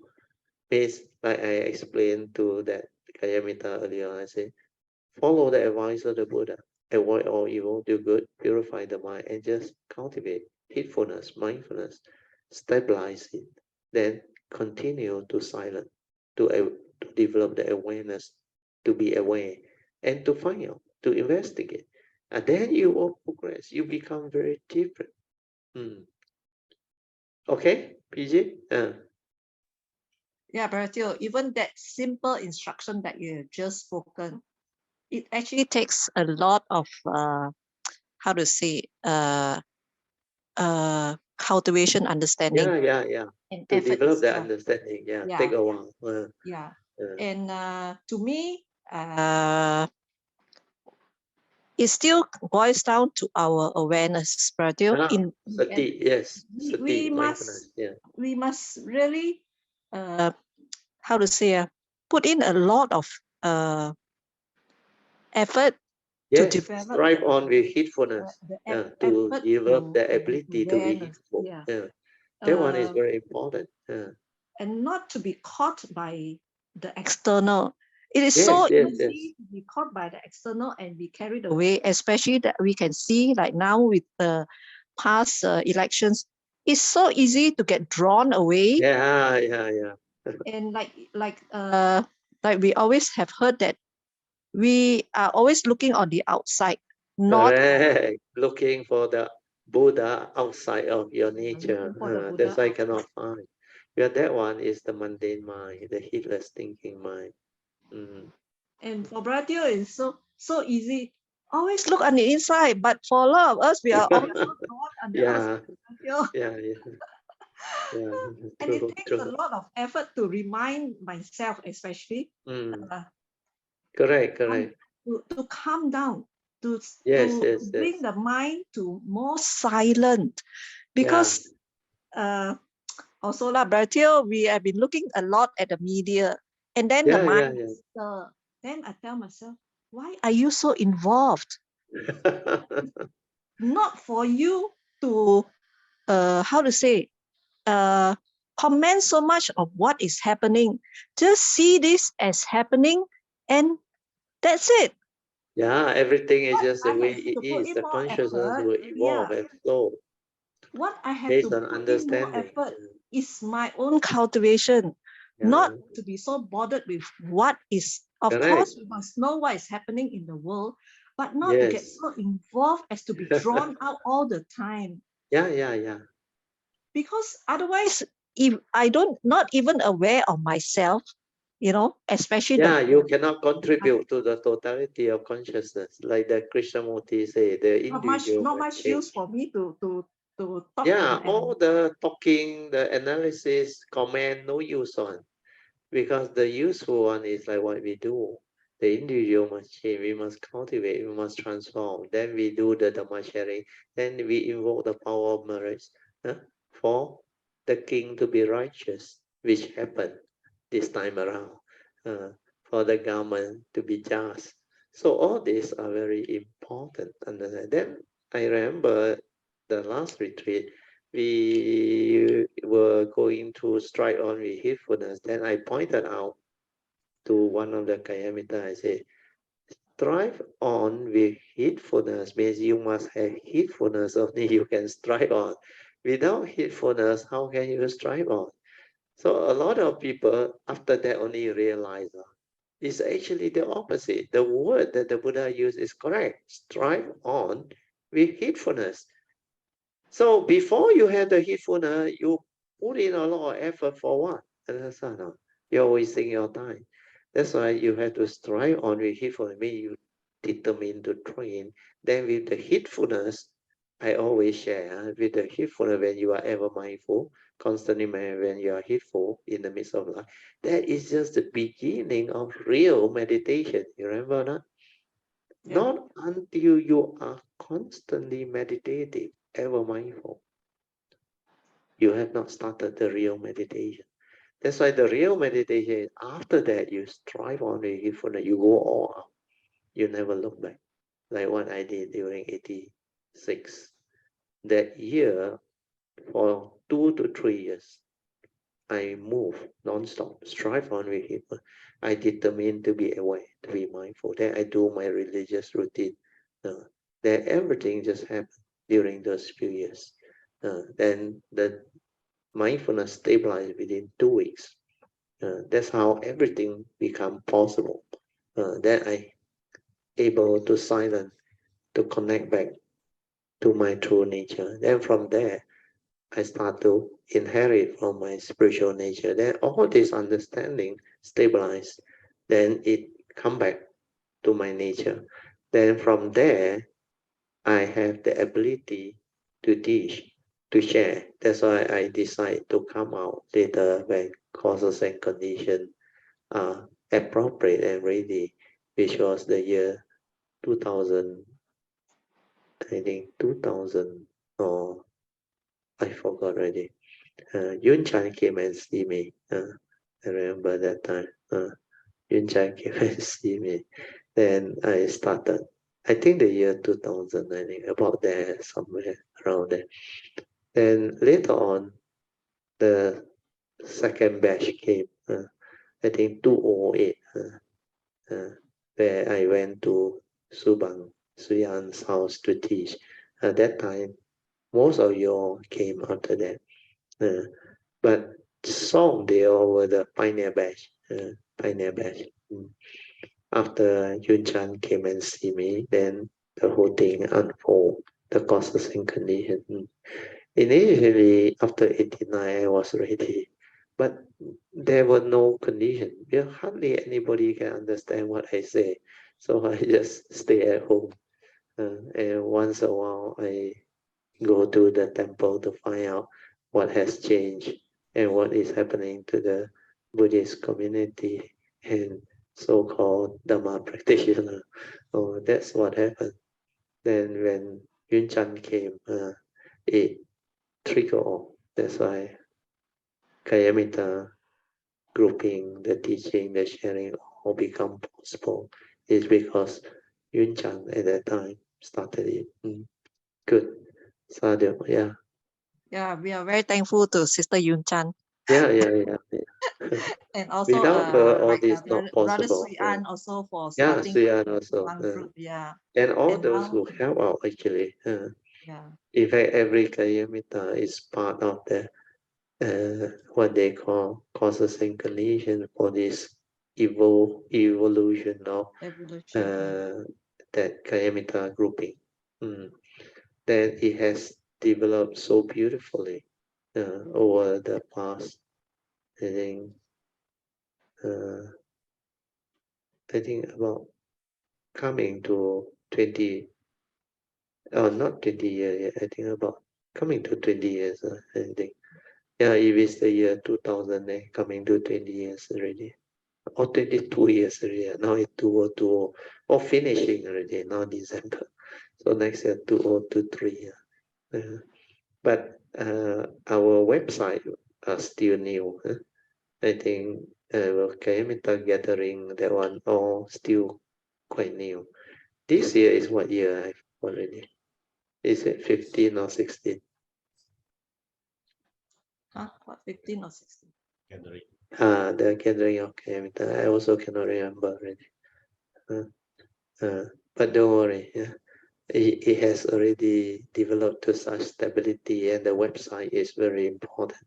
And the Kayamita Fund has actually developed a lot of good causes and conditions for our Kayamita to actually benefit and move. So all these are very beautiful happenings. So we should all rejoice. Bratio, may all calamities, how to say, receive the, how to say, the merits and the blessings from all the definitely. Because the Kayamita Fund is set up for such purpose. So that all Kayamita will benefit. Because whatever we do with the Kayamita Fund is for the benefits of the Kayamita. So this is something that originally, before I decided to come out, I already knew how all this should be done. That's why I don't want to form society at all. No point. It becomes too complicated and too messy. Then it leads to a lot of unnecessary, like what they call infighting for power. So what we did is we have this sincere Kayamita, those who really volunteer and trustworthy and have the parami and all those sincerity, then my nature roughly you will know. Then I will choose them to help. So far so good. Everything fall into place. Everyone playing their role very well. So this is what my nature knew. Just let things be and everything will happen. Meant to be will be. Those who supposed to have their causes and condition parami to help, they will come in and help. And everyone is different. Everyone is different and they contribute differently. And so beautifully. End of the day, I also like very surprised at how the books come out, how the website develop, and how the teaching and the sharing all evolve and become what it is today. Because alone, this cannot happen. This cannot happen. So all these are very beautiful example of what cultivation is. And for you all as Kayamita to witness all this happening, I tell you, this is very, very deep understanding that your consciousness has already developed the ability to be part of it. So that when you continue your cultivation in the future, all this will be very useful, very beneficial. Then as you transform further down the line over the maybe years to come or eons to come, you will become very different, very, very different. Because what you have experienced and gone through, like what I share and what I pass down, is the same when I come, I receive from those great beings who actually share with me, pass down to me. Then it's now my turn, my nature to share, and I pass it down. Then in future, when you all transform, it's also your turn, your nature to share. And all this can evolve so beautifully because we have this bodhisattva way that took so long and so beautifully actually evolve out over the eons and eons and eons of millennium of evolution. Very good. Okay, I think we have to end. Let me say summarize. You summarize. Even though we are small group, Bratio, I feel the sincerity in this group. That they receive the true Dharma, and maybe they may not be able to express, but you can see from the few people who have progressed so well what what can be the end result. So I hope that will encourage more of our Kalamitas to stay close to the group and be with us to move together. Thank you, Bratio. for your Thank you, teachings thank you. always. Rejoice. Yeah. Huh?